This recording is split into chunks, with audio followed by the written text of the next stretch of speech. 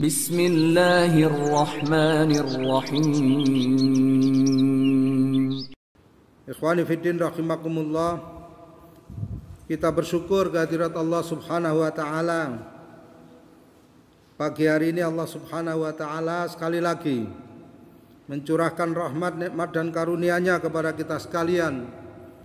Kita diberi kesehatan jasmani, kesadaran rohani dan kesempatan untuk hadir pada majelis ilmu, majelis zikir pada pagi hari ini. Ikhwani fiddin rahimakumullah. Kajian kita masih melanjutkan sebagian daripada perkara-perkara yang menghalangi manusia di dalam perjalanannya beribadah kepada Allah Subhanahu wa taala. Dari kitab ini ada 21 yang disebutkan. 7 pada kitab yang pertama, 7 pada kitab yang kedua, dan kita masuk kepada kitab yang ketiga. Ini merupakan halangan yang ke-16, as-sadisah asyrah, ghibah.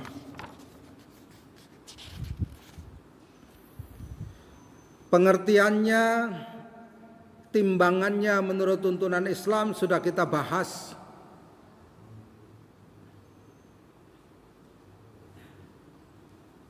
Menyebutkan sesuatu tentang saudara kita sesama muslim itu ghibah.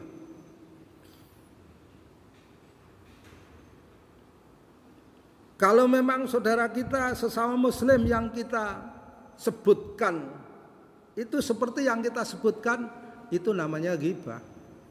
Kalau tidak, itu namanya memfitnah. Jadi ajaran tentang masalah ini perlu kita perhatikan lebih lanjut, lebih jauh, lebih lembut lagi, ya kan?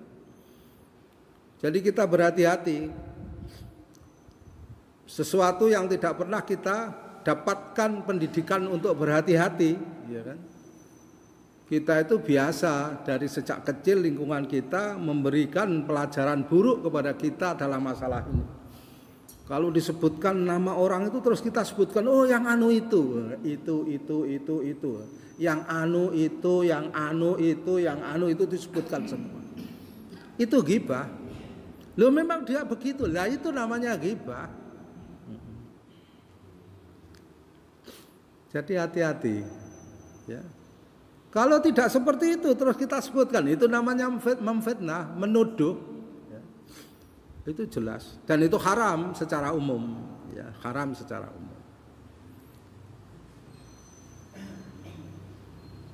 Tetapi sekali lagi agama Islam itu agama untuk manusia, ya. Kalau berhenti sampai di situ nanti tidak berjalan kehidupan sosial ini di kalangan manusia. Maka ada latar belakang. Apa yang membangkitkan, yang mendorong seseorang untuk menyebutkan sesuatu yang ada pada saudaranya sesama muslim itu menjadi dasar yang paling utama. Kalau yang mendorong itu kedengkian, oh itu lebih buruk lagi. Kebencian ya buruk itu. Yang penting bahwa penyebutannya itu tidak ada gunanya. Tidak memberi manfaat kepada din maupun manusianya. Pemeluk din itu sendiri. Itu persoalan besar. Kalau itu berangkat dari satu niat baik, untuk menjaga din, menjaga agama, dan untuk menjaga pemeluk agama supaya aman. Nah, persoalannya jadi pengecualian itu harus waspada. Ya. Secara umum sudah disebutkan betapa ancaman yang diberikan oleh Allah di dalam Al-Quran maupun hadis-hadis Nabi Muhammad SAW mengenai risiko ghibah itu sendiri.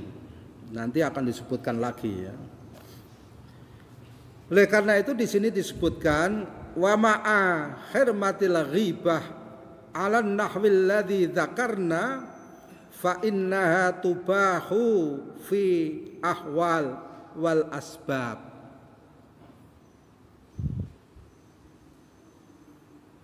Begitu kerasnya ya, peringatan dari Allah dan Rasulnya mengenai keharaman ghibah, seperti yang sudah kita jelaskan pada kajian-kajian yang lalu, maka sesungguhnya ghibah itu dibolehkan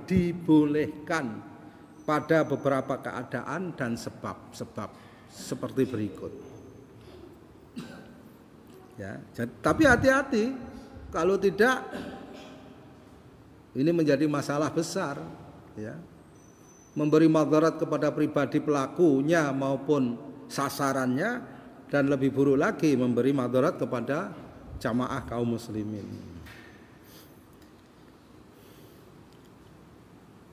Tetapi kalau kita baca satu-satu ini nanti ya, jadi hati-hati betul. Para pendahulu kita pada zaman Nabi SAW, pada zaman sahabat radhiyallahu anhum, pada zaman generasi terbaik setelah itu dan setelah itu masalah ini sangat berhati-hati sekali. Satu, diperbolehkan pada saat at-tadallum,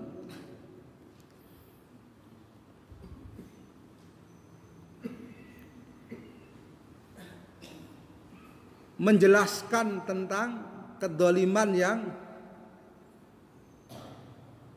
menimpa diri seseorang. Ya. Tapi harus kita perhatikan keterangannya.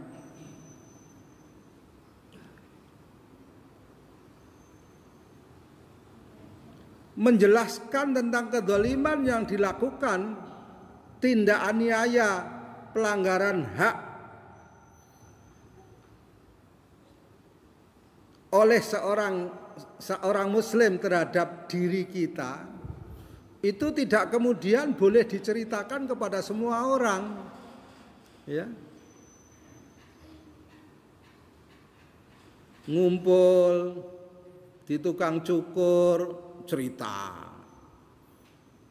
ngumpul di mana lagi, di tempat ronda cerita.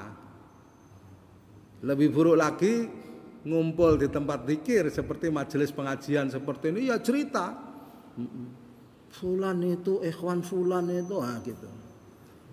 Itu ghibah dan itu haram. Lah kalau begitu bolehnya bagaimana? Hati-hati, ya hati-hati. Fayajuzu lil madlum, maka dibolehkan bagi orang yang teraniaya, ayatadallama,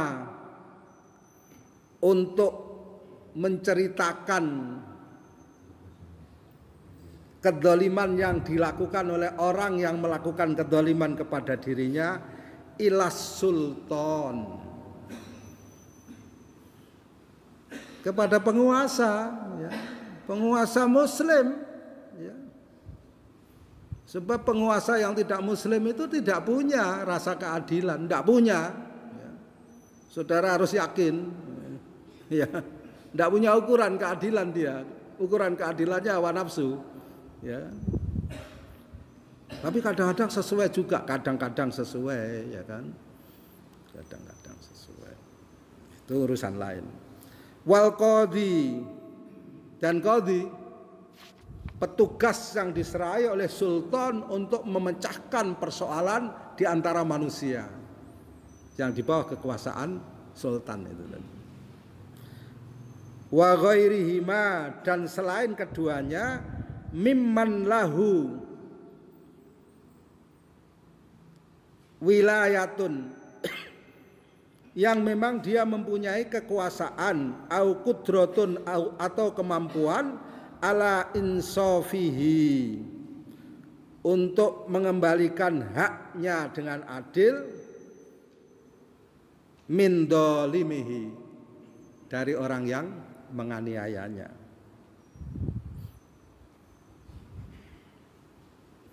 Jadi 3, menceritakan kedoliman yang dilakukan seseorang kepada dirinya itu boleh dan tidak termasuk ghibah yang diharamkan. Tetapi kepada siapa? Selain kepada siapa ini, itu ghibah yang diharamkan. Jadi tidak setiap orang yang dia temui dia cerita, ya, ikhwan fulan itu loh begini begitu, tidak bisa. Itu ghibah yang diharamkan. Yang tidak kepada penguasa, sultan, mas'ul Anda, amir Anda, ya, atau kepada qadhi, yaitu pejabat resmi yang ditunjuk oleh sultan itu untuk menyelesaikan persoalan-persoalan di antara umat manusia yang di bawah kekuasaan sultan. Atau selain keduanya yang memang dia mempunyai kekuasaan atau kemampuan untuk melakukan keadilan, mengembalikan hak orang yang teraniaya itu, ya, dari penganiayanya. Mungkin tokoh masyarakat, ya, atau mungkin kalau yang melakukan kedoliman itu menjadi bagian dari sebuah keluarga besar atau suku tertentu, kita bisa melaporkan kepada orang yang dituakan di dalam keluarga besar itu, yang berwibawa, yang bisa berpengaruh kepada pelaku kedoliman atau kepada kepala sukunya.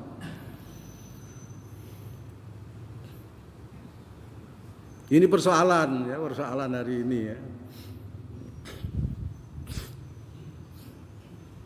Kita kadang berpikir, ya, yang bisa menyelesaikan ini Pak Lurah atau Pak RT. Pak RT, Pak Lurah sendiri juga tidak punya rasa keadilan hari ini, masalah besar. Ya, maka keadilan hari ini dicari di jalanan, ya kan, dicari di jalanan. Karena petugas-petugas yang harusnya menegakkan keadilan tidak punya rasa keadilan. Maka ketika keadaan seperti itu, orang yang didolimi, seseorang itu boleh fayadhkuru, maka dia boleh menceritakan, menyebut anna fulanan, si fulan dolamani, telah menganiaya aku, wa fa'ala bi kada wa kada, dia sudah melakukan sesuatu kepada diriku seperti ini, wa akhadha minni kada, dia telah merampas dariku hal ini dan hal ini. Wa nahwu dzalik, dan yang sejenis dengan itu. Kemudian wa atlubu minka insafi wa radda madlamati. Atlubu minka, ya. Maka aku menuntut darimu atau mencari darimu keadilan untuk diriku dan dikembalikannya hak-hakku yang didolimi. Boleh, ya kan? Jadi kalimat ini penting loh. Jadi kita tidak boleh menceritakan kedoliman yang dilakukan oleh seorang ikhwan muslim kepada kita kalau kita tidak yakin bahwa orang yang tempat kita bercerita, bahasa Indonesia agak susah kalau kita terjemahkan dari bahasa Jawa, ya. Kita tidak yakin kalau orang yang kita ceritai itu kan tidak ada, ya, susunan tata bahasa seperti itu, kan. Ya. Kita tidak yakin bahwa orang tempat kita bercerita itu tadi mampu mengembalikan hak kita yang dianiaya. Terus apa gunanya? Ya, hanya cerita kepada setiap orang. Di sini disebutkan landasan yang ditulis, yaitu dari surat An-Nisa ayat 148. Kita lihat.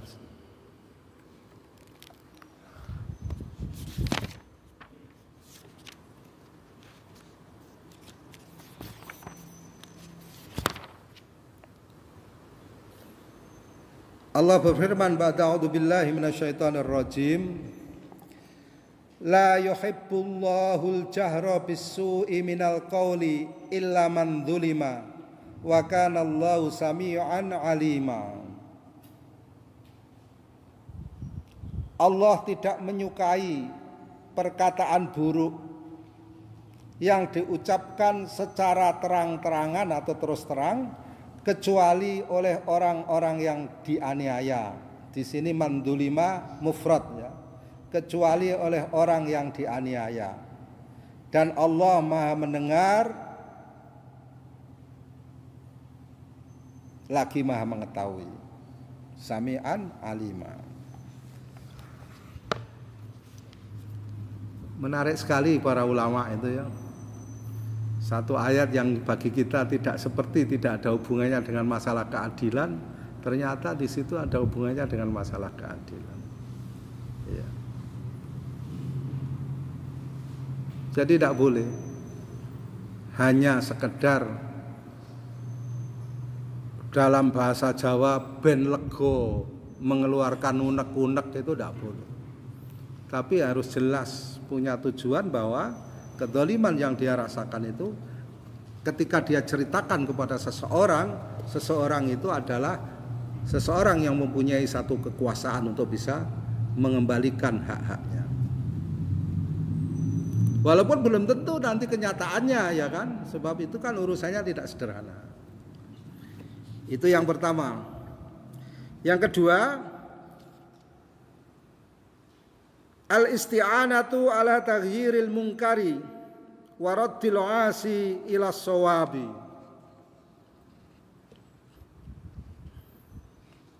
Al-isti'anatu itu terjemahan bebasnya yang mencari dukungan. Iya. Mencari dukungan.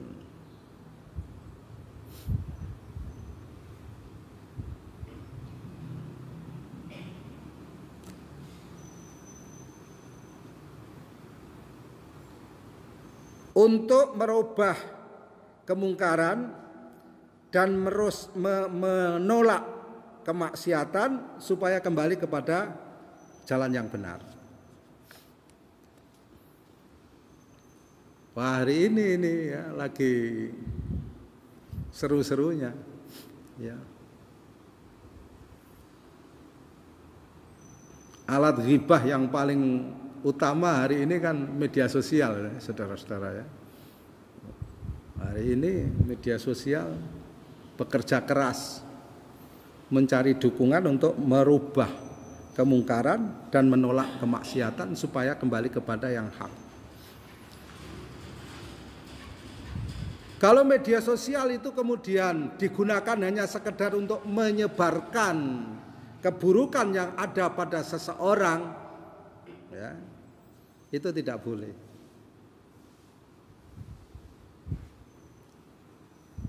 Cuman media sosial hari ini menyebarkan keburukan seseorang melalui media sosial, yang melakukan kemungkaran orang itu dirubah menjadi kemungkaran baru. Itu persoalannya hari ini, ya kan?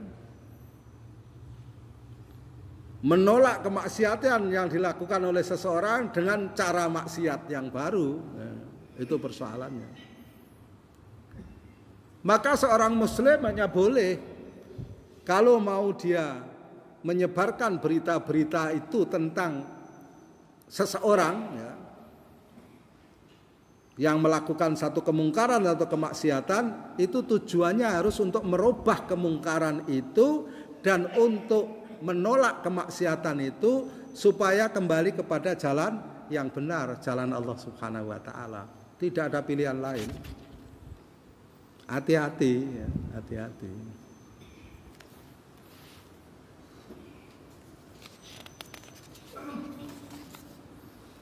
Jadi tidak berpolitik ya dalam masalah ini ya, tidak berpolitik.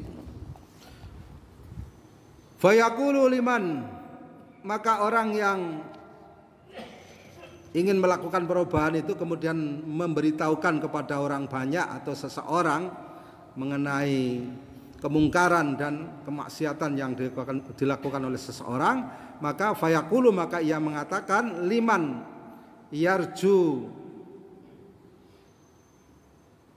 yang ia harapkan kudratahu, kemampuannya ala izalatil mungkar, untuk menghilangkan kemungkaran itu, dia mengatakan apa? Fulanun ya'malu kadza.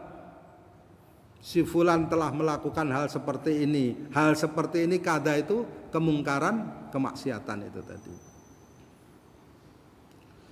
Fazjirhu anhu. Maka cegahlah ia dari perbuatan itu. Dan sebagainya. Wa yakunu maksuduhu, maksudnya dengan ucapan itu at-tawassulu ila izalatil munkar. Yaitu menggunakannya sebagai sarana untuk menolak atau menghilangkan kemungkaran. Fa in qasada ghaira dzalika kana mughtaban.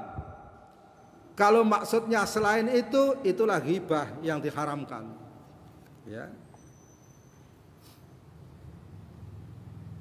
Ya, saudara-saudara sekalian, hati-hati ini, ya.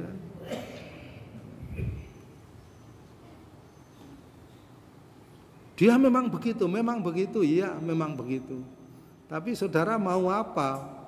Menceritakan tentang kemungkaran yang dilakukan itu dan kemaksiatan yang dilakukan itu apa maksud saudara? Ya begitu saja, tidak boleh. Harus dengan maksud untuk mencari dukungan supaya ada pendukung yang bersama-sama bisa merubah kemungkaran yang dilakukannya dan bisa menghentikan kemaksiatan yang dilakukannya.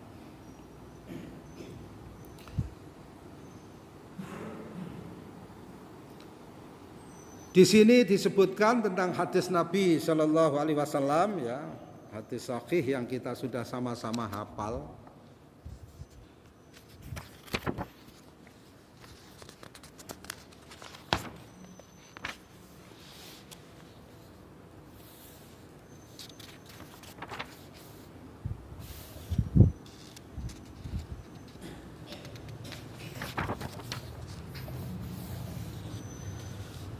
Hadis dikeluarkan atau diriwayatkan oleh Imam Muslim dalam sahihnya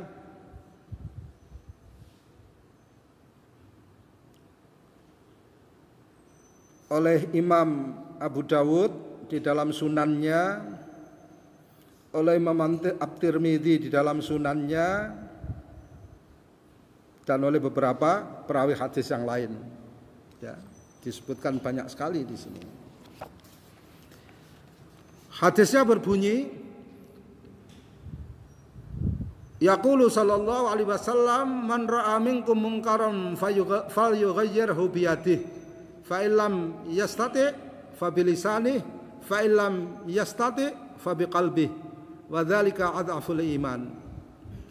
Barang siapa yang menyaksikan, melihat di antara kalian kemungkaran, hendaklah ia merubah dengan tangannya. Maka jika ia tidak mampu, hendaklah ia merubah dengan lisannya. Maka jika ia tidak mampu, hendaklah ia merubah dengan hatinya. Tidak ridho. Wa dzalika adhaful iman, yang demikian itu adalah selemah-lemah iman. Menceritakan kedzaliman dan kemaksiatan yang dilakukan oleh seseorang untuk mendapatkan dukungan, ya, supaya bisa merubah kedzaliman dan kemaksiatan itu kembali kepada yang benar, itu termasuk at-taghyir bil lisan, merubah kemungkaran dengan lisan. Wa minat taghyir bil lisan al isti'anatu bidzawil qudrati ala izalati hadzal munkar. Ini menarik, ya. Mestinya dia tidak berdiri sendiri pelajaran ini. Ya. Dalam pelajaran yang lain, muhasabah qoblal amal, walaupun saudara yakin amal itu adalah amal soleh, amal yang baik, kalau saudara tidak bisa melaksanakannya sendiri kecuali dengan bantuan orang lain, maka perlu saudara mencari bantuan orang lain lebih dahulu. Ya. Ini masalah yang kedua. Kemudian masalah yang ketiga, dibolehkan ghibah, yaitu al-istifta, dengan maksud untuk minta fatwa.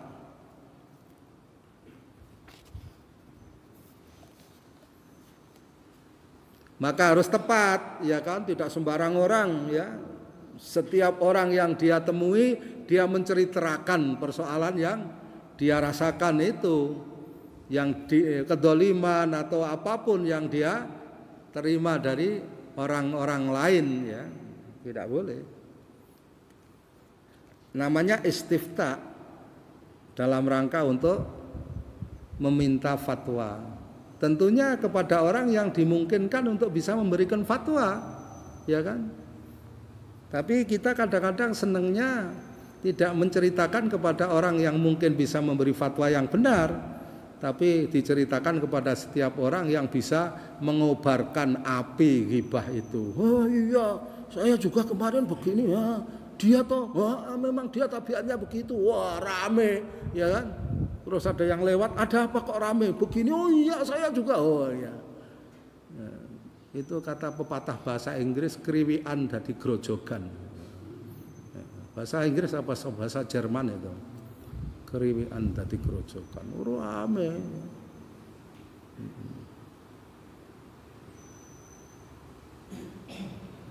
Nah, itu persoalan, ya. Hati-hati.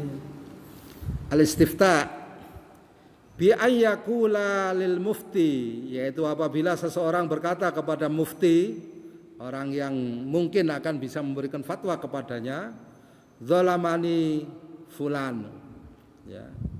Bisa jadi fulan itu bapaknya, bisa jadi saudaranya, bisa jadi selain itu, bisa jadi suaminya, bisa jadi mertuanya, gitu. Banyak kejadian-kejadian itu, ya kan? Saya didolimi suami saya, Ustadz. Setan bisiki ustadznya, kesempatan, ya. Yang laporan istri itu, ya, masih muda, cantik lagi, ya kan? Banyak kan itu, kemudian terjadi, ya, kekisruan dalam rumah tangga. Ya. Akhirnya terjadi perceraian, akhirnya dinikah sama ustadznya, itu. Ini masalah ini. Ini bukan mufti ini ustadz ini penjahat kalau begitu, ya kan? Penjahat, hati-hati, ya kan? Jadi seseorang kalau dia teraniaya dalam keluarga atau di tempat-tempat yang lain, dia kalau mau mendapatkan fatwa harus hati-hati, ya. Bertanya kepada siapa? Sekarang banyak kejadian, ya. Rumah tangga yang sudah bagus, istrinya itu menghadapi sedikit masalah atau suaminya, kemudian chatting apa? Chatting itu apa sih bahasa Jawanya? Susah juga, ya. Kalau canting ya itu kita tahu chatting. Chatting enggak tahu, ustadz itu ya ustadznya juga enggak ketahuan, enggak pernah, ya. Chatting sama ustadz itu ini, wah, ustadznya sudah jagoan kalau sudah begitu, ya, hati-hati. Nah, ini masalah, ya.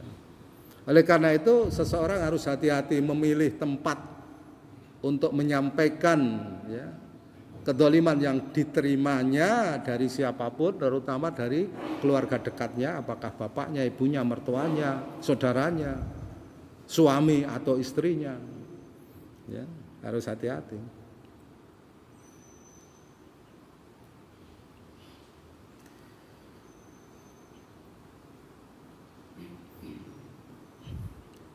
Jadi dia menceritakan bahwa bapakku telah mendolimi aku, atau saudaraku telah mendolimi aku, atau suamiku telah mendolimi aku, atau istriku telah mendolimi aku.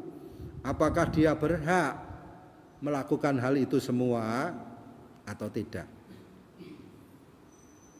Terus kalau memang tidak berhak, wa ma tariqi fil khalas minhu. Apa jalan keluar untuk terlepas dari itu semua? Wa tahsilu haqqi wa daf'idz dzulmi anni, sehingga hakku bisa aku dapatkan kembali dan bisa menolak kedzaliman yang ditimpakan kepadaku, dan seterusnya. Demikian juga di sini disebutkan wa kadzalika qauluhu, demikian juga ucapannya zaujati taf'alu ma'i kada atau zauji yaf'alu kada. Nah, ada di sini. Zaujati, istriku, taf'alu ma'i kada, telah melakukan hal seperti ini seperti itu kepadaku. Atau zauji yaf'alu kada, atau suamiku telah melakukan hal seperti ini dan seperti itu.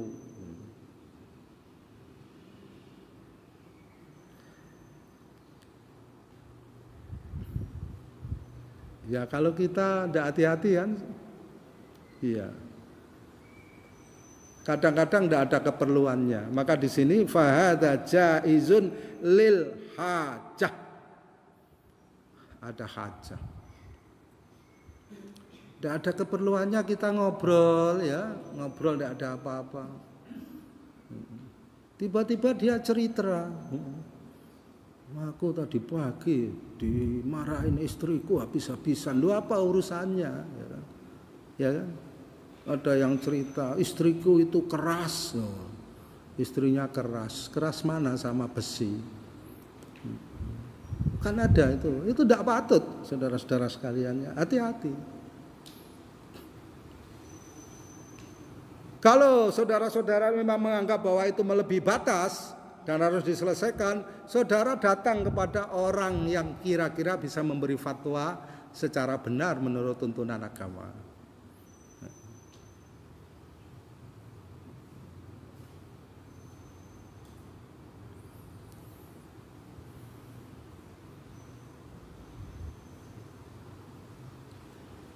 Wal ahwatu, dan lebih berhati-hati, ayyan sabadzalika ila ghairihi bisifatihi la biismihi. Sampai seperti ini para ulama ini. Dan lebih berhati-hati lagi apabila mengangkat persoalan itu kepada seseorang ya, itu tidak menyebutkan namanya, tetapi hanya menyebutkan sifatnya. Misalnya di sini disebutkan bagaimana pendapat Tuan kalau ada seseorang itu melakukan hal ini kepada istrinya. Tidak menceritakan bahwa itu hal terjadi pada dirinya. Atau bagaimana pendapat Tuan kalau ada seseorang melakukan hal ini kepada suaminya. Atau bagaimana pendapat Tuan kalau ada seseorang melakukan hal seperti ini kepada bapaknya, ibunya, saudaranya, dan seterusnya. Apa pendapat Tuan? Ini menarik. Ulama lembut. Ya. Pendidikan yang kita terima tidak mengajarkan seperti itu selama ini, ya kan? Cerita mengenai perlakuan suaminya kepada dirinya itu diceritakan di media sosial kemana-mana, tidak karu-karuan. Keluarga Muslim ya, pakai cadar, coba. Ini fakta. Atau suami kadang-kadang juga gitu, di majelis pengajian ceritakan tentang istrinya, apa urgensinya? Ya, saudara-saudara hati-hati ya, itu aurat saudara. Saudara jaga itu.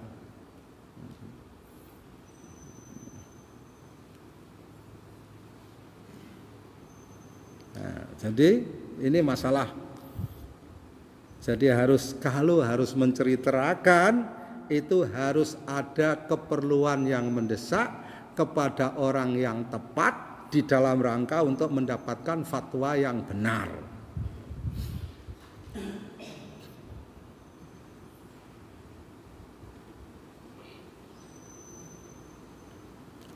Kalau bisa, ya jangan disebutkan namanya, jangan disebutkan kasusnya, seakan-akan menurut pendapat Tuan itu kalau ada peristiwa begini, itu bagus.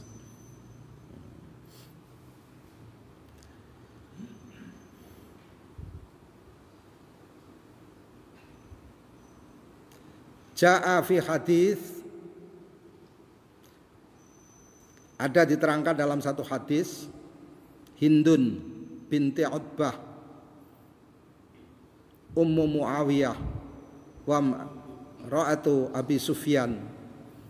Komplit sifat-sifatnya disebutkan.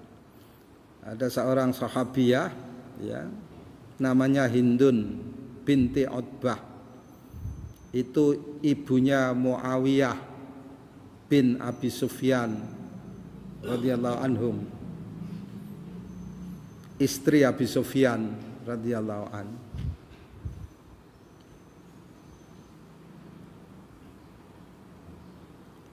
Satu ketika Hindun binti Utbah itu datang kepada Nabi SAW.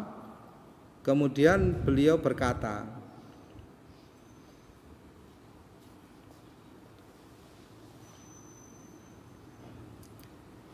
"Ya Rasulullah, inna Aba Sufyan rajulun sahihun." Cerita tentang suaminya. "Ya Rasulullah, Abu Sufyan itu laki-laki yang pelit.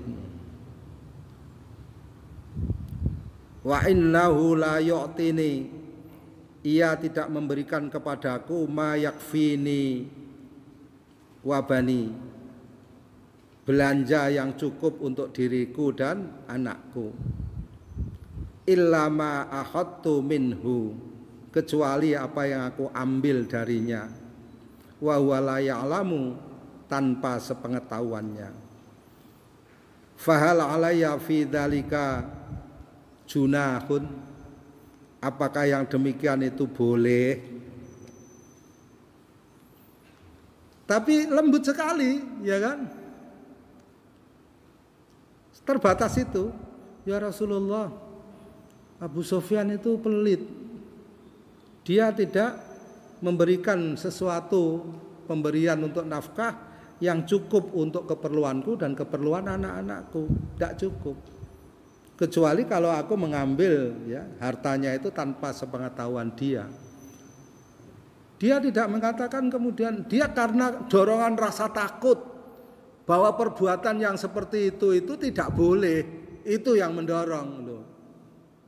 Bukan karena dia ingin menceritakan keburukan suaminya, justru didorong oleh rasa takut. Ya. Yang seperti itu boleh apa tidak? Sesuatu yang merupakan dosa bagi saya apa tidak loh? Para sahabiah seperti itu. Ceritanya jadi datar, ya kan? Karena apa? Karena dia merasa keliru mengambil harta Abu Sufyan untuk keperluan dirinya dan anak-anaknya tanpa sepengetahuan Abu Sufyan. Dia merasa keliru, maka dia bertanya kepada Rasulullah SAW. Tetapi untuk memperkuat pertanyaannya itu, dia memberikan satu data bahwa Abu Sufyan itu rajulun sahih, ya, pelit, tapi kaya, ya kan? Abu Sufyan kan kaya. Kalau saudara-saudara sekalian pelit kepada keluarga kan memang tidak ada yang mau diberikan, ya kan? Iya. Jadi kalau misalnya saudara mengangkat persoalan itu kepada Ustadz Anda, ya ada istri salah seorang kita itu datang kepada Ustadz kita, "Ustadz, suami saya itu pelit, memberi nafkah saya tidak cukup buat saya dan anak-anak saya." Antum kan mudah jawabnya. Apalagi buat istri dan anak-anak saya, buat saya saja tidak cukup Ustadz, kan begitu antum. Nah itu lain urusan, ya kan? Itu lain urusan. Faqala, maka berkata Rasulullah sallallahu alaihi wasallam, "Khudhi ma yakfiki."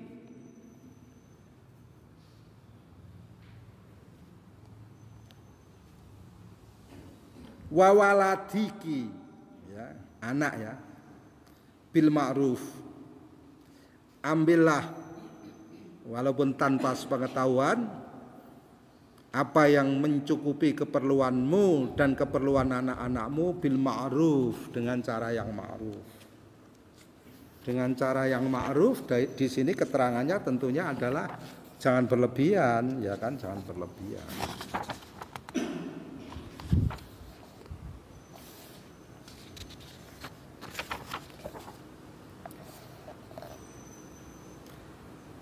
Hadis diriwayatkan oleh Imam Al-Bukhari di dalam sahihnya, oleh Imam Muslim, oleh Imam Abu Dawud dan beberapa ahli hadis yang lain rahimahumullah. Jadi boleh saudara-saudara sekalian, ya, seorang istri kalau suaminya itu pelit, tidak mencukupi nafkah buat dirinya dan anak-anaknya, kemudian seorang istri itu minta fatwa kepada orang yang dianggap mampu memberikan fatwa. Ya. Ini juga untuk timbal balik. Artinya kalau satu ketika ada kejadian seperti itu di kalangan kita, saudara-saudara sekalian sebagai suami tidak boleh marah. Ya. Kan itu masalah internal keluarga, bisa diselesaikan. Dan tidak pernah diselesaikan, ya kan? Itu persoalan. Ya kan itu masih bagus dan itu cara yang bagus istiftah.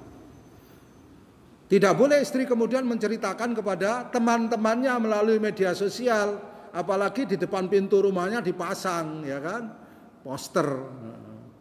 Lebih buruk lagi, ya. Tidak boleh. Atau dia mengeluh kepada Kementerian Pemberdayaan Perempuan, apalagi itu ya, yang tidak pernah menyelesaikan urusan yang berhubungan dengan hak-hak wanita, keluarga dan sebagainya. Ya.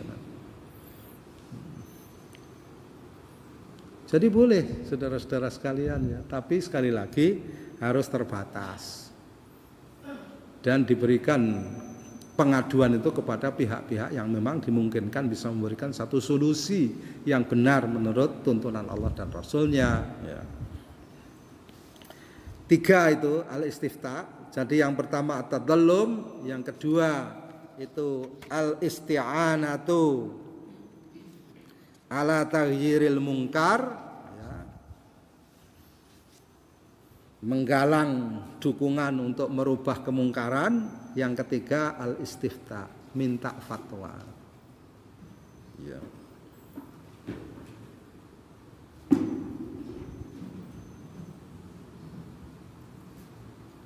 Yang keempat, tahdzirul muslimina minasyarri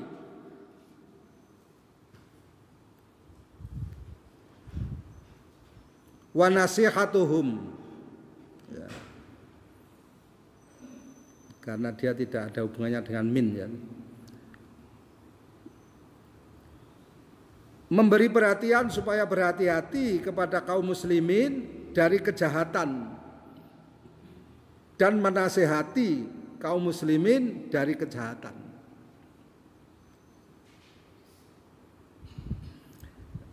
Yang demikian itu ada beberapa bentuk, wadzalika min wujuh, ya, ada beberapa bentuk. Menarik ini ya ikhwan.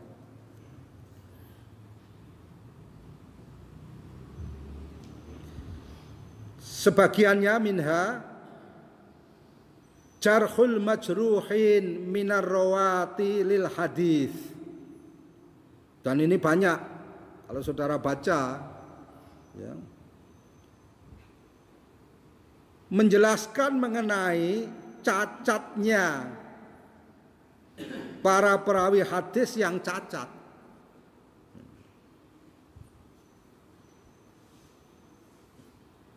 Wa kadzalika asyuhud, demikian juga tentang kesaksian. Wa dzalika jaizun bi ijma'il muslimin, yang demikian itu boleh menurut kesepakatan ulama kaum muslimin, bal wajibun lil hajah, bahkan wajib jika memang itu satu hal yang diperlukan.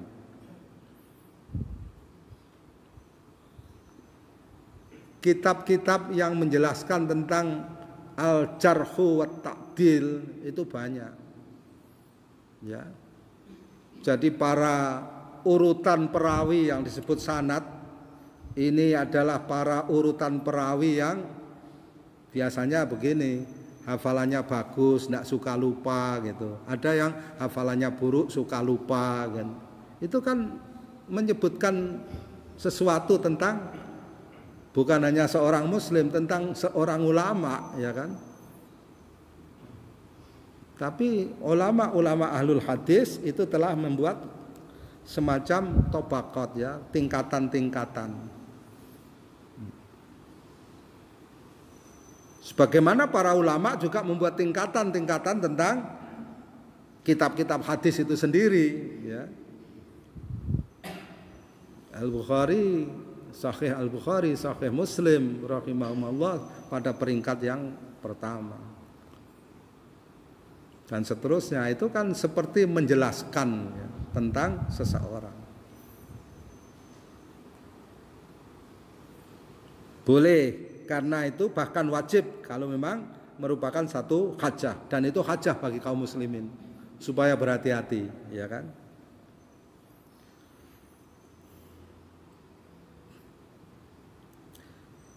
Di sini dipotong, ya. Faqat ista'dana rajulun 'alan nabi sallallahu alaihi wasallam faqala i'danu lahu bi'sa akhul ashirah. Kalimat bi'sa akhul ashirah, ya. Ada yang menyebutkan bi'sa ibnul ashirah. Ada yang menyebutkan namanya, ada yang tidak disebutkan namanya. Ini hadis-hadisnya diriwayatkan di sini.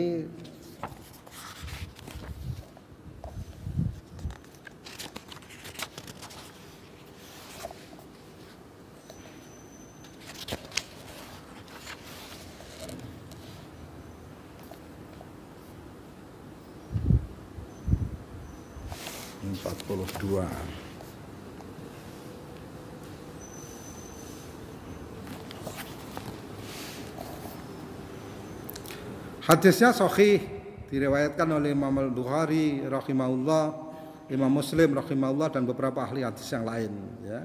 Hadisnya sahih.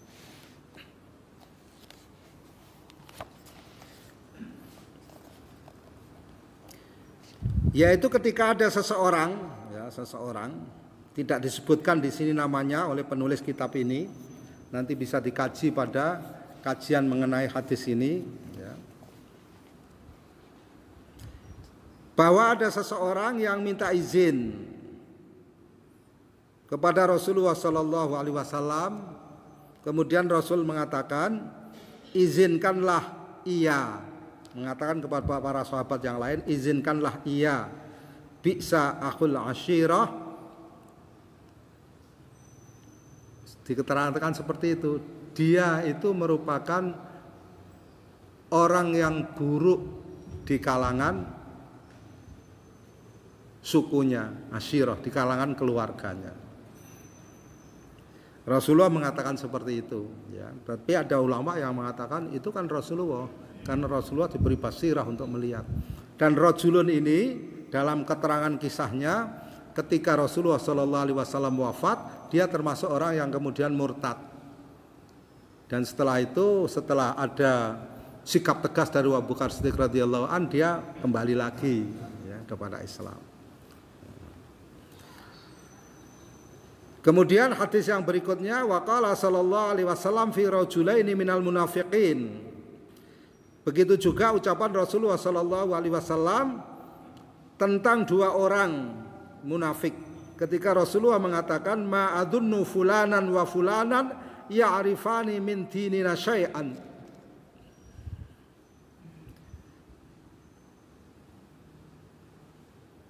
Aku menyangka bahwa si fulan dan si fulan yang disebut orang munafik itu tadi, itu orang-orang yang tidak mengerti mengenai agama kita sedikit pun.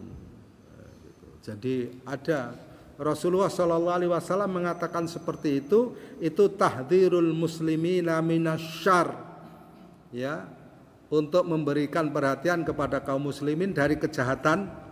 Yang pertama tadi si rajulun itu tadi, yang kemudian setelah itu terbukti bahwa dia adalah memang orang yang buruk di kalangan keluarga besarnya.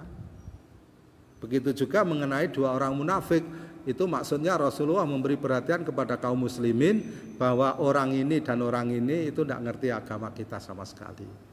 Tahdzir. memberi perhatian supaya berhati-hati. Itu jarhul majruhin, ya. Dan asyuhud itu tadi. Kemudian yang kedua, di antara perkara-perkara yang berhubungan dengan ghibah tetapi dibolehkan dalam rangka untuk memberi perhatian kepada kaum muslimin dari kejahatan seseorang, annahu idza istasyaraka insanun fi musaharatihi au musyarakatihi au aida'ihi au indahu au muamalatihi bighairi dzalik ya bighairi dzalik wajib 'alaika an tadhkura lahu ma ta'lamuhu minhu ala jihatin nasihah. Nah, ini penting ya, kita banyak terlibat.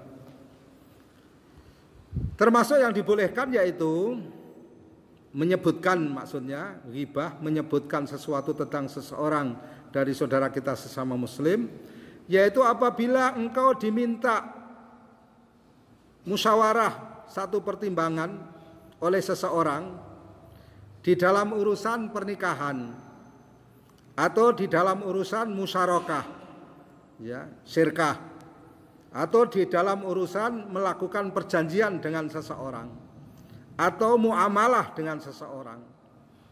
Kalimatnya wajib 'alaika, wajib atas kamu untuk menyebutkan kepada saudaramu yang minta musyawarah itu tadi apa yang engkau ketahui tentang seseorang, tetapi ala jihatin nasihah, dengan tujuan untuk memberi nasihat secara jujur, secara tulus, tanpa ada pamrih yang lain kepada saudara kita.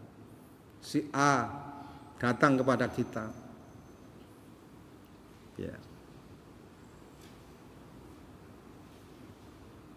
kula gadah lari estri niku dilamar kalian si fulan bin fulan,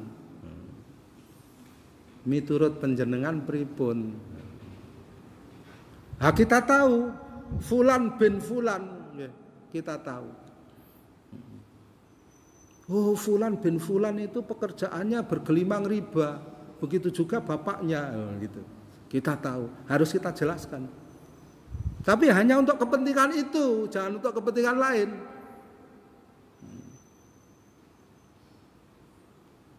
Kula gadah lari estri, di khitbah kalian fulan bin fulan. Oh, fulan bin fulan itu pengkhianat agama, kita tahu, harus kita terangkan. Ya. Wajib malah. Kalau saudara kemudian mendiamkan, ya sudah saja serahkan takdir nanti, ya, gitu misalnya gitu. Sementara saudara tahu seperti itu, saudara keliru. Jadi harus diberitahu. Ini menarik, ya. Begitu juga di dalam urusan muamalah. Saya diajak untuk syirkah, ya, syirkah dengan si fulan. Nah, terus saudara pernah punya pengalaman dengan si fulan yang disebutkan ini tadi yang mengajak syirkah. Saudara pernah syirkah muamalah ekonomi dengannya dan ditipu. Saudara katakan, oh itu saya pernah bermuamalah dengan dia dan tertipu. Dan sampai sekarang uang saya masih di sana dan tidak bisa diambil. Saudara terangkan. Tapi untuk kepentingan itu, ya, memberi nasihat. Boleh itu, bahkan wajib di sini. Itu namanya kita menyelamatkan saudara kita sesama muslim dari kejahatan.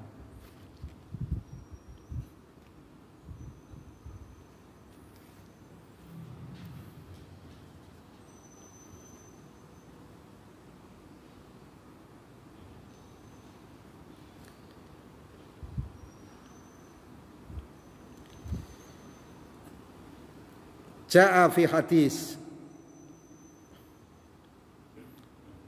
Diterangkan dalam satu hadis, Fatimah binti Qais annaha ja'at tastashiru Rasulullah sallallahu alaihi wasallam fi rajulaini khotobaha.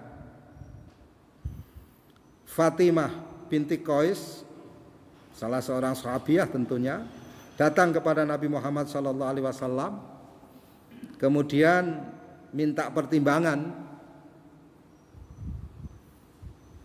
kepada Nabi sallallahu alaihi wasallam tentang dua orang yang mengkhitbahnya untuk pernikahan, ya. Dua orang itu, yang satu Muawiyah, yang satu Abul Jahmi. Faqala Rasulullah sallallahu alaihi wasallam, maka Rasulullah sallallahu alaihi wasallam mengatakan, amma Muawiyah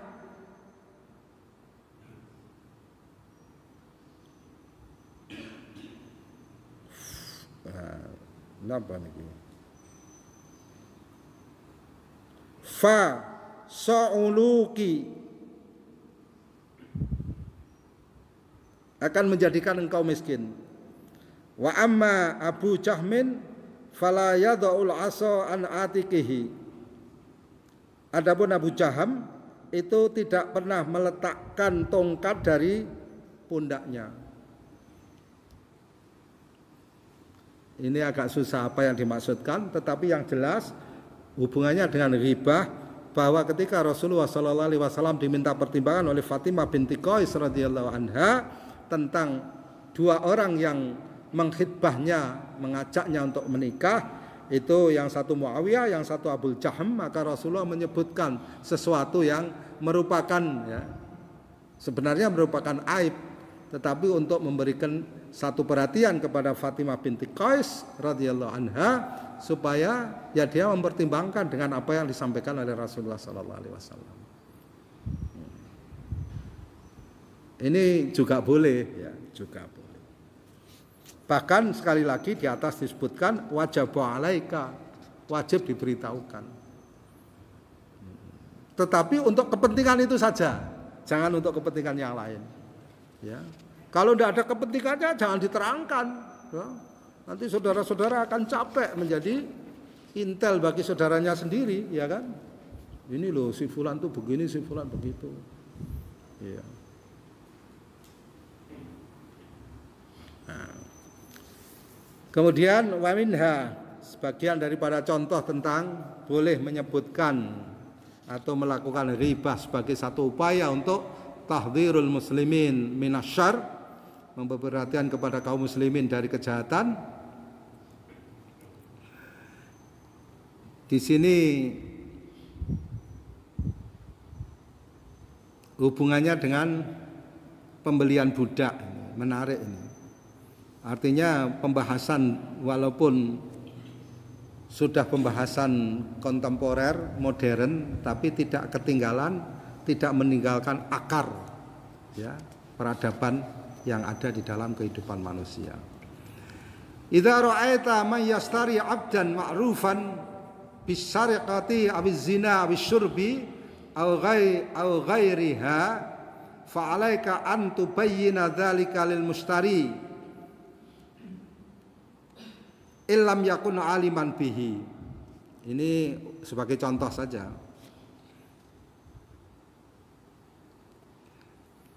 Jika engkau melihat ada seseorang yang membeli budak, ya, bisa membeli budak, bisa berteman, bisa menjadikan semacam partner kerja, atau menjadi semacam orang yang dipercaya untuk satu pekerjaan tertentu, menjaga gudang, pelayan toko, macam-macam, ya kan.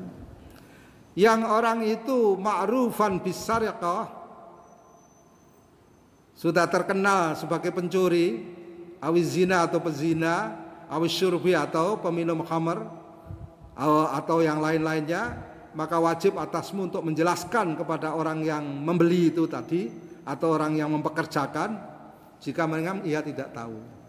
Kasih tahu, loh kok fulan itu kamu pekerjakan menjaga toko, kamu biarkan ia melayani pembeli, kamu biarkan ia tahu tempat menyimpan uangmu, dia itu pencuri. Kalau kita tahu, kita terangkan. Dan seterusnya dan seterusnya. Begitu juga tentang pembelian barang-barang yang lain. Maka kita juga harus memberitahu, hati-hati kamu membeli dari si fulan itu. Si fulan itu suka menyembunyikan aib barang yang dia jual. Misalnya seperti itu, harus kita jelaskan. Wah, sekarang ini hal-hal seperti ini aneh, saudara-saudara sekalian, ya kan?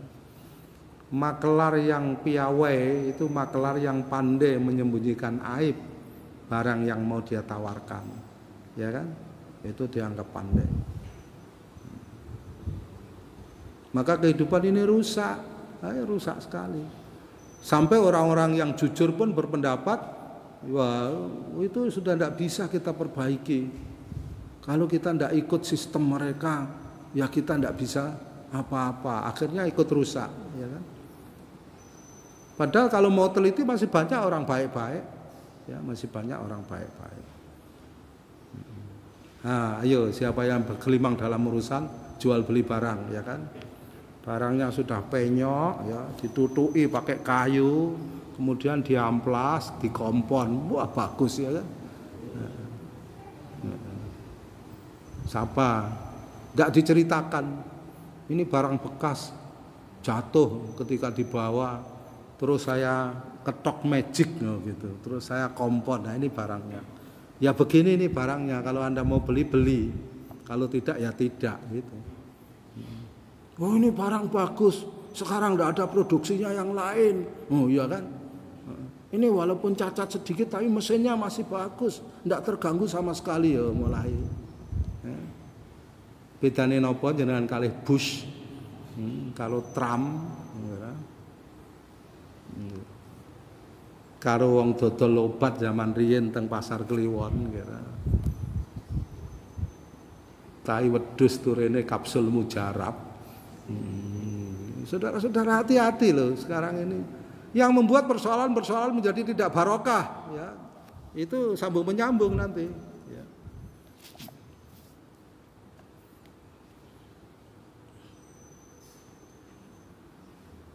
Selanjutnya, contoh berikutnya. Idza ra'aita mutafaqqihan yataraddadu ila mubtadi' au fasik ya'khudhu anhu al-ilm wa khuffat ay yatadarrara al-mutafaqqih bidzalik fa 'alaika nasihatuhu bi bayani halihi bi syartin ay yakunal qasdu an-nasihah mujarradatan an ayyi hadim min hududin nafs. Ini penting. Jika saudara melihat orang yang memahami agama, ya, kemudian dia menjadi ahli bid'ah atau fasik, ya, kemudian orang belajar ilmu kepadanya, ya, dan si ahli bid'ah itu ya jelas menyembunyikan, ya. Kemudian itu akan berakibat kepada memberikan madarat kepada orang banyak mestinya. Maka wajib atasmu memberi nasihat dengan menjelaskan keadaan si mubtadi itu, sing ahli bid'ah itu tadi, dengan maksud untuk an-nasihah, memberi nasihat yang tulus, mujarradatan an ayyihadin min hududin nafs, yang sama sekali terbebas dari satu keuntungan dari keuntungan pribadi. Ya. Jangan begini, ya. Ojo ngaji rono, iku ahli bid'ah, ngaji orene, ya, jangan begitu. Ya kan, itu masalah. Kalau begitu itu ahli bid'ah, ini ahli fitnah, ya kan? Ya. Nanti ganti, ya kan? Yang ketiga, oh itu ahli bid'ah, itu ahli fitnah, sini loh ahli sunnah, kesini saja loh gitu. Nanti yang keempat gitu, itu ahli bid'ah, itu ahli fitnah, ini ahli sunnah palsu, sini loh yang asli. masalah, rusak kehidupan. Rusak. Kita hanya menjelaskan, hati-hati itu ahli bid'ah. Bid'ahnya di sini. Sudah. Seperti contoh yang pertama itu tadi, ya. Kalau perawi hadis saja boleh diterangkan mengenai kelemahan atau cacatnya oleh ahli hadis yang lain tentunya. Contoh yang lain,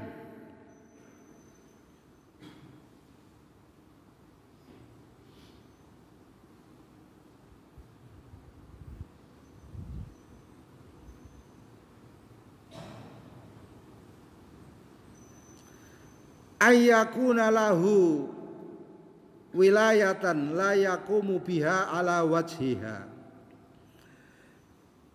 yaitu menjelaskan tentang seseorang yang dia mempunyai satu kekuasaan yang dia tidak menegakkannya sesuai dengan semestinya. Imma bi alla yakuna salihan laha, ya karena dia tidak berbuat yang baik dalam urusan itu. Imma bi ayyakuna fasiqan, atau karena fasik, au mughfilan, atau karena lalai dan sebagainya. Fayajibu, maka wajib dzikru hadza, menyebutkan perkara ini, liman lahu alaihi, kepada siapapun yang mempunyai atasnya wilayatun ammah, kekuasaan yang lebih tinggi, ya, yang lebih umum, li yazilahu, untuk menghilangkannya, wa yuwali mayyasluh, dan kemudian menyerahkan urusan itu kepada yang baik. Nah, ini yang kita berat selama ini ya masih ya. Kita kadang-kadang tidak mau tahu urusan begini. Kadang-kadang kalau saya membaca ini merenungkan orang-orang yang apa ya, kalau sungguh-sungguh tapi ya, orang-orang yang bekerja di dalam urusan pembelaan hak asasi manusia itu termasuk orang-orang yang baik. Karena apa? Karena mereka menyadari perkara ini. Ada orang-orang yang tertentu, ya, dia pejabat tertentu di tingkat tertentu, di desa kah, di kecamatan kah, atau di kabupaten, tetapi dia tidak melaksanakan pekerjaan itu sesuai dengan apa yang semestinya. Kemudian ada orang-orang tertentu, satu kelompok masyarakat tertentu itu yang meneliti kelemahan-kelemahan pekerjaan mereka, kemudian dilaporkan ke yang berwenang. Yang berwenang itu siapa? Bisa KPK, bisa gubernurnya, bisa presidennya, ya kan? Itu memang ditetapkan menurut kesepakatan publik, masyarakat itu memang berwenang untuk itu. Kemudian turun KPK ke Kudus, OTT bupati misalnya gitu itu. Itu masyarakat yang melakukan laporan ke atas itu bukan masyarakat yang ghibah, atau kalaupun ghibah yang diwajibkan. Di sini alaika. Kita kan kadang-kadang ya karena tidak tahu atau tidak terbiasa bekerja dalam urusan itu ya sudah tidak mau tahu saja. Padahal mestinya itu kewajiban seorang muslim yang baik. Tetapi persoalannya kepada siapa pengaduan itu, ya kan? Kalau pengaduan itu kepada orang yang juga sama, ya kan, ya itu persoalan. Dilema bagi kaum muslimin.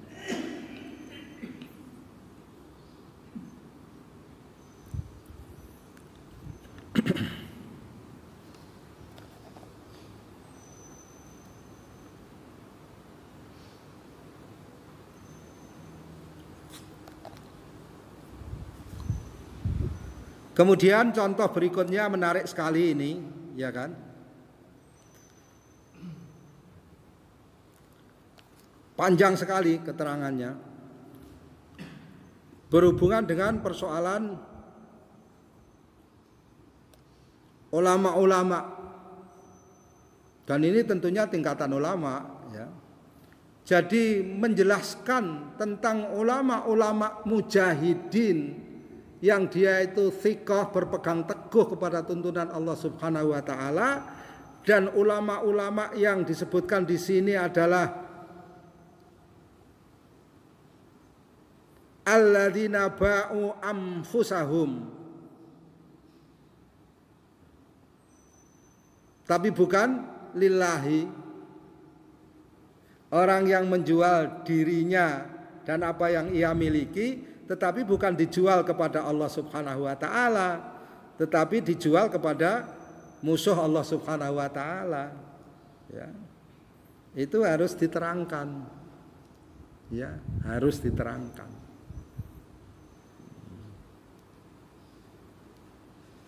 Menjelaskan mengenai siapa Syekh Muhammad bin Abdul Wahhab rahimahullah yang sebenarnya di dalam urusan tauhid. Menjelaskan mengenai siapa Ustadz Hasan Al-Banna rahimahullah dalam urusan memperbarui pikiran-pikiran Islam. Menjelaskan mengenai siapa Sayyid Qutb rahimahullah dalam pikiran-pikirannya yang brilian. Dan juga menjelaskan tentang ulama-ulama yang menjual agamanya dan dirinya ditukar dengan dunia kepada pemilik dunia. Itu termasuk kewajiban bagi yang tahu. Ya. Kewajiban menjelaskan. Ini menarik sekali. Ya. Sebab apa ya ikhwah? Kalau itu tidak diterangkan dengan jujur tentunya, tidak dengan maksud untuk sesuatu selain hanya memberikan satu perhatian kepada kaum muslimin supaya tidak terjerumus ke dalam kejahatan para ulama. Ulama ada yang jahat, ada nyatanya ya. Ya. Yang disebutkan oleh Ibnu Mubarak rahimahullah, alladzina yuslihuna dunya ghairihim bitadyi'idinihim. Itu ulama yang jahat, yaitu orang yang membangun dunia orang lain dengan menyia-nyiakan agamanya sendiri. Yang kejahatannya lebih ringan dari itu ada, yaitu alladzina ya'kuluna bidinihim, yang makan dengan menjual agamanya. Menjual agamanya ya. Bukan menjual dagangannya, atau dagangannya ya agamanya itu. Ya kan? Ada, nyatanya ada itu. Dan yang mengatakan seperti itu Ibnu Mubarak, Sayyidut Tabi'in, satu tokoh besar dari Tabi'ut Tabi'in, ya kan? Dari zaman dulu sudah ada sampai zaman ini. Perhitungan sehatnya, kalau zaman dulu zaman Tabi'ut Tabi'in sudah ada, zaman ini jauh lebih banyak. Atau persoalannya lebih rumit, kalau zaman itu ada sedikit ketahuan karena ulama-ulama yang banyak yang melihatnya itu baik-baik, itu masih cukup, ya kan? Kalau sekarang tidak ketahuan, karena apa? Karena ulama-ulama yang thiqah dan baik itu dituduh sebagai radikalis, ya kan? Ulama-ulama yang menjual agamanya, ulama-ulama yang makan dengan menjual agamanya itu mayoritas, ya kan? Bisa menjadi samar malah ya. Kalau ada 100 orang, 99 orang itu gila, 99 orang akan menuduh satu orang yang tidak gila itu sebagai orang gila. Ya kan, itu persoalan besarnya. Iya. Semuanya telanjang, dia pakai ya pakaian lengkap sendiri, pakai baju, ya. Malah dibuat mainan sama 99 orang. Kalau tidak percaya, saudara masuk ke rumah sakit jiwa, ya kan? Nanti kan heran orang-orang itu, loh ini ada orang gila masuk ke sini, katanya begitu. Ada orang gila.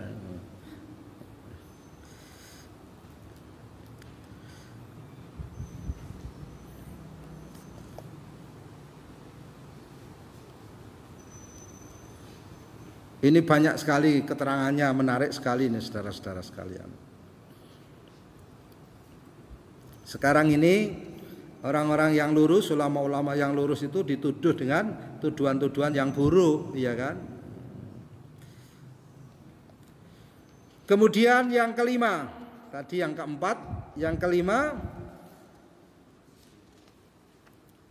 ayyakuna mujahiran bifisqihi au bid'atihi kal mujahiri bisyurbil hamri au musadaratin nasi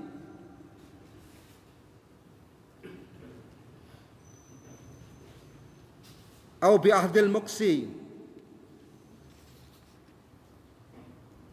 au biya jibayatil amwal dulman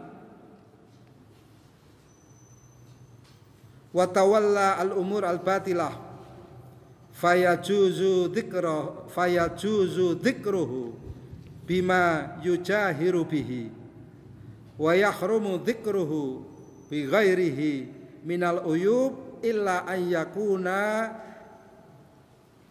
li jawazihi sababun akhar mimma qaddimna anifan.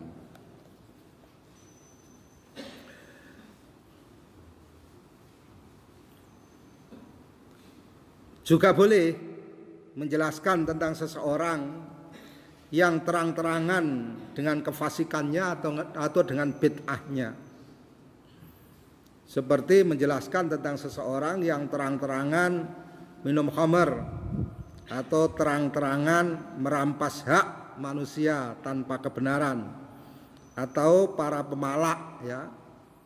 Ahdul muqsi itu pemungut pajak tapi tidak resmi, ya.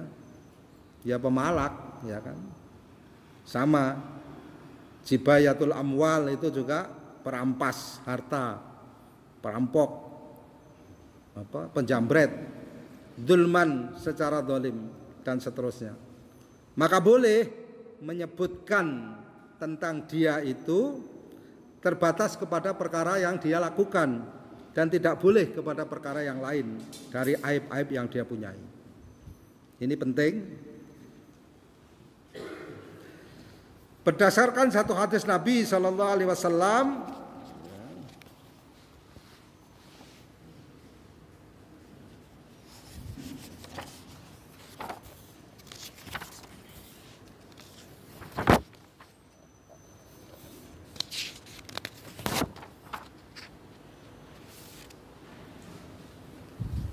yang diriwayatkan oleh, ya, sabaqat takhrijuhu, begitu saja keterangannya, tidak ada keterangannya.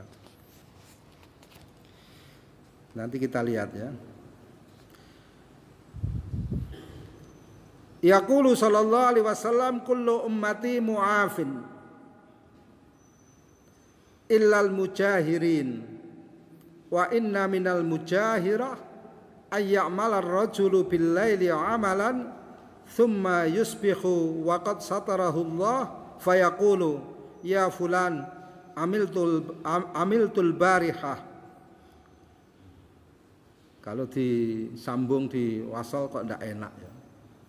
Kalau dibaca ya fulan amiltu al barihah lebih enak, tetapi ya keliru harusnya. Yang betul kan diteruskan ya fulan amiltul barihah kada wa kada faqad bata yastaruhu wa yusbihu yakshifu satarallah anhu. Setiap umatku siapapun, ya, itu dimaafkan kesalahannya kecuali orang-orang yang berterang-terangan di dalam melakukan kesalahan.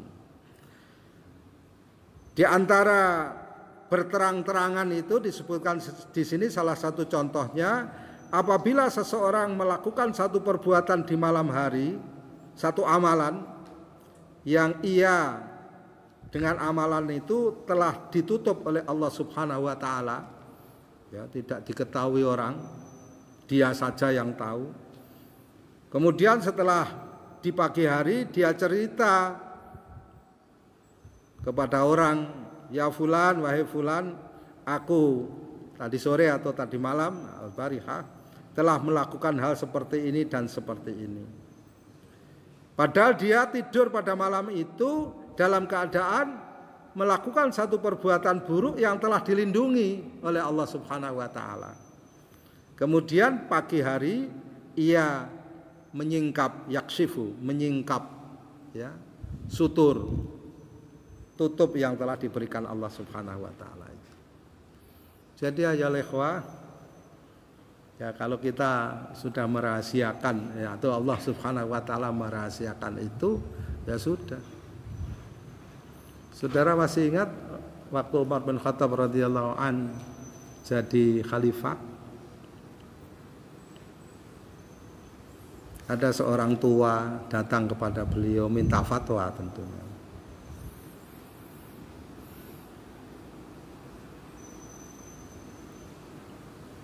Ya Rasulullah, ya Khalifah, ya Amirul Mukminin, saya punya anak perempuan.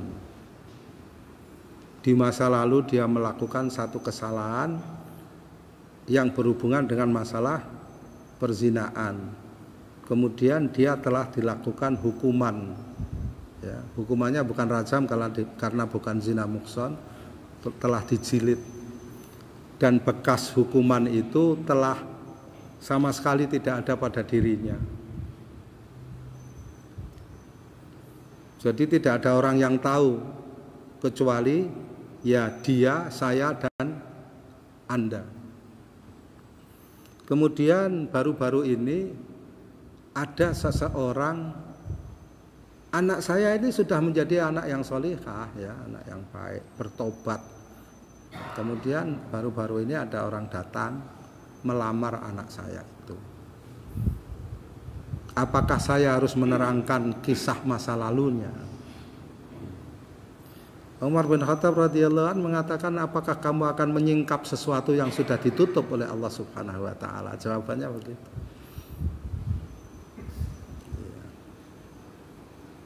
Menarik itu.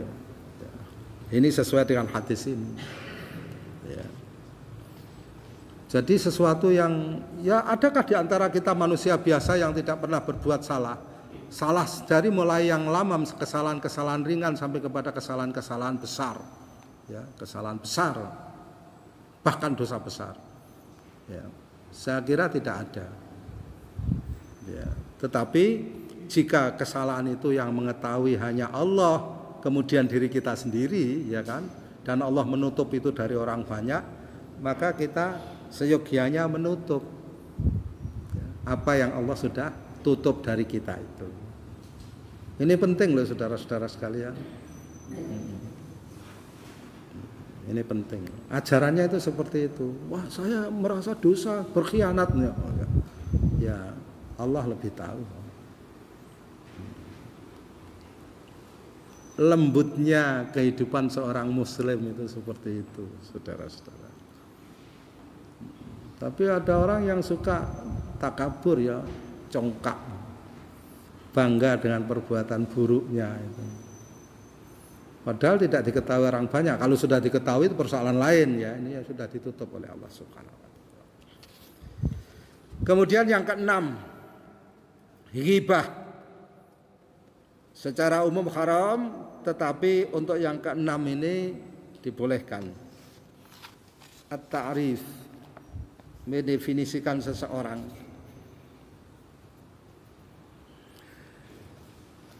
Fa'idha kanal insan, maka tatkala manusia ma'rufan bilaqbin madhmumin, sudah ma'ruf, ya, terkenal dengan satu julukan yang tercela, kal a'mas, misalnya rabun, wal a'raj, pincang, wal asom, apa asom?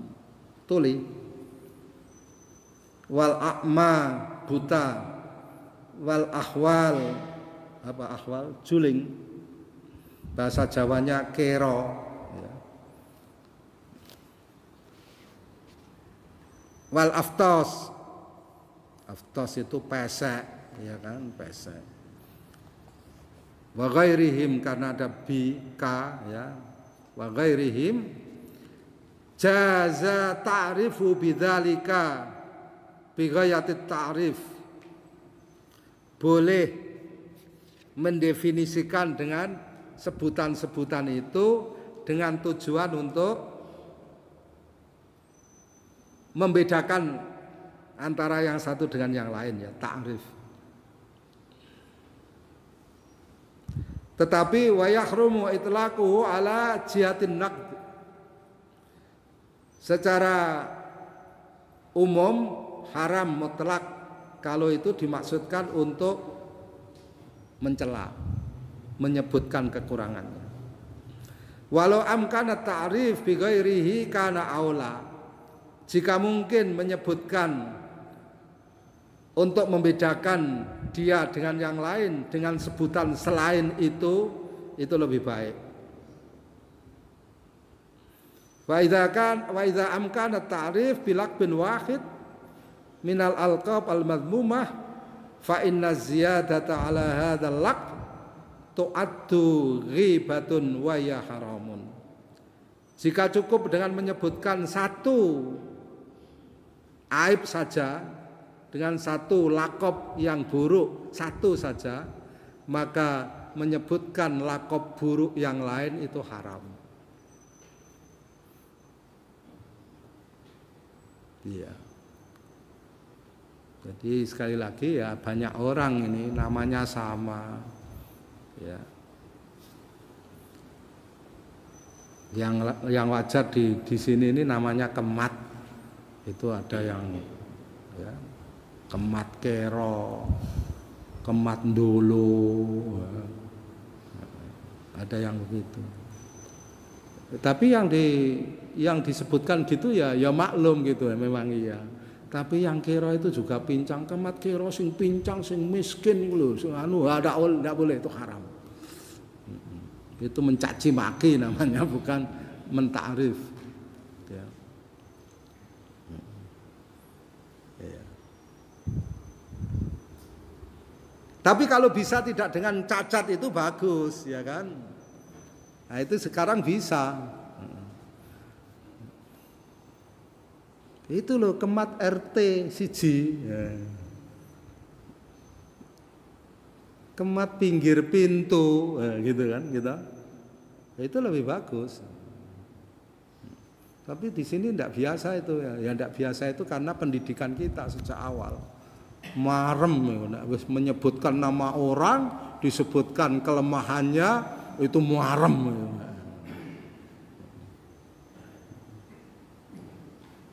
Iku lho sing tahu gendeng lho, tahu gendeng ketabrak truk lho, wah enggak karu-karuan. Pendidikan itu saudara-saudara, ya kan? Coba kita renungkan. Dan itu menjangkiti kita juga gitu, iya. Kalau kita sudah menyebut nama teman kita tertentu, ya kan?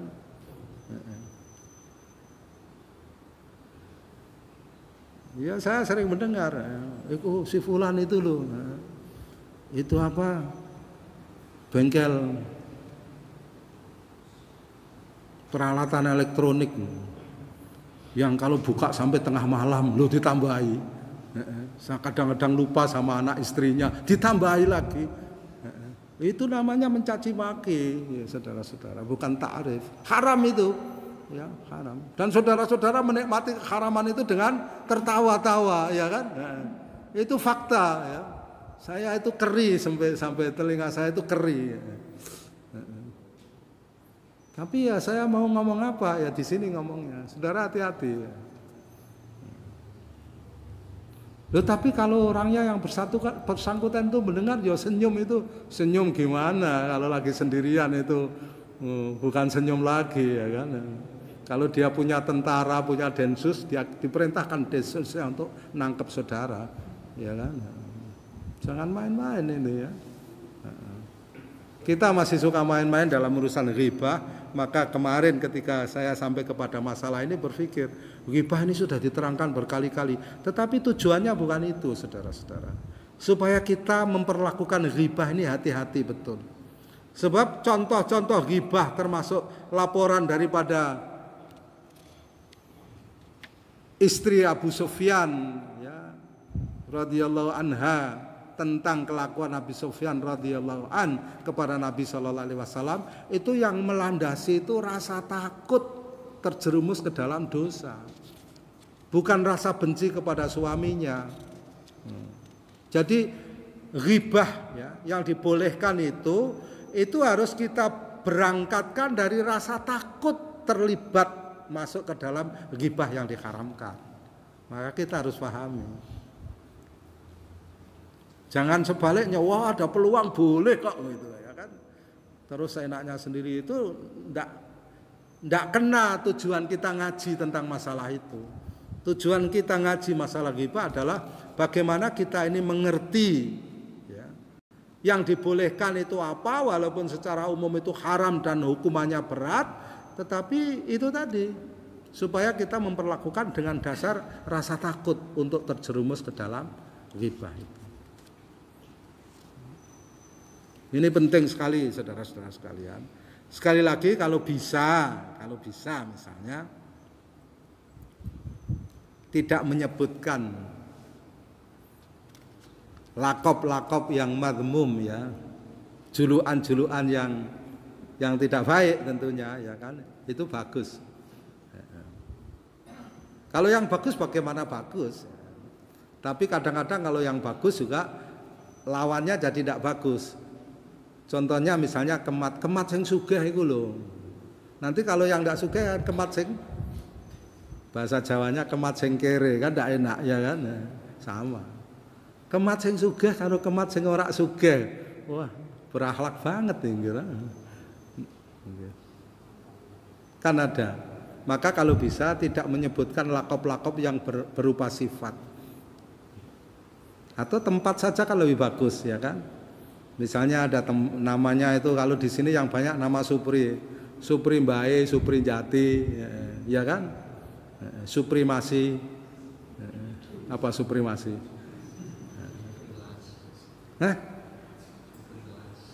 Jangan gitu mas, kan tidak enak itu jangan. Makanya saya sudah sebutkan yang tidak, jangan Suprilas, ya.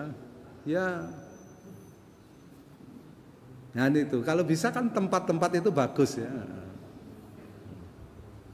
Tapi ya senang saja itu yang disebut ya, Suprilas, apalagi Supri Arsitek, apalagi ya kan. Kalau itu ya tidak ada masalah. Kalau yang Supri Arsitek memang pekerjaannya ya kan. Cuman kalau yang tidak enak pas lagi dia pekerjaannya nyopet ya tidak enak kan ya, iya kan. Nah itu saudara-saudara sekalian mesti hati-hati. Tujuan kita mengkaji ini supaya kita hati-hati tidak terjerumus ke dalam ghibah yang diharamkan oleh Allah dan Rasulnya. Ini penting.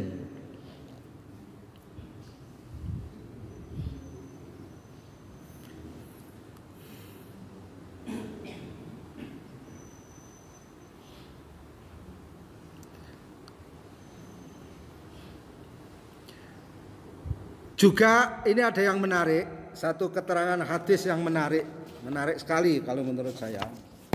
Ya. Hadis diriwayatkan oleh Imam Al-Bukhari rahimahullah dalam sahihnya. Ini pelajaran yang sangat berharga.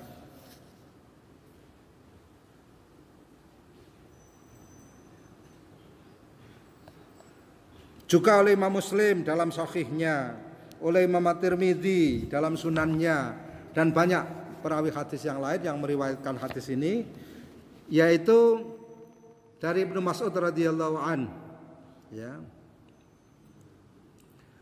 Idz qasama Rasulullah sallallahu alaihi wasallam qismatan. Ketika Rasulullah sallallahu alaihi wasallam melakukan pembagian, satu pembagian, ya. Faqala rajulun minal ansor, berkata salah seorang laki-laki dari Ansor, wallahi ma arada Muhammadun bihadza wajhallahi ta'ala. Dia merasa, ada salah seorang di antara sahabat Ansar itu mengatakan ya, karena dia merasa bahwa pembagian yang dilakukan oleh Rasulullah SAW itu tidak adil, dia mengatakan demi Allah Muhammad melakukan ini tidak menghendaki keridhaan Allah Subhanahu wa taala. Oh, itu kan tajam. Ya kan? Tajam. Fa'ata Ibnu Mas'ud radhiyallahu an Rasulullah sallallahu alaihi wasallam, maka Ibnu Mas'ud radhiyallahu an mendatangi Rasulullah sallallahu alaihi wasallam karena Ibnu Mas'ud radhiyallahu an mendengar kalimat itu ya sendiri. Kemudian dia datang kepada Rasulullah sallallahu alaihi wasallam fa'akhbarahu. Maka kemudian Ibnu Mas'ud mengabarkan tentang ucapan sahabat Ansar itu kepada Rasulullah sallallahu alaihi wasallam. Fataghayyara wajhuhu. Maka wajah Rasulullah sallallahu alaihi wasallam itu seketika berubah.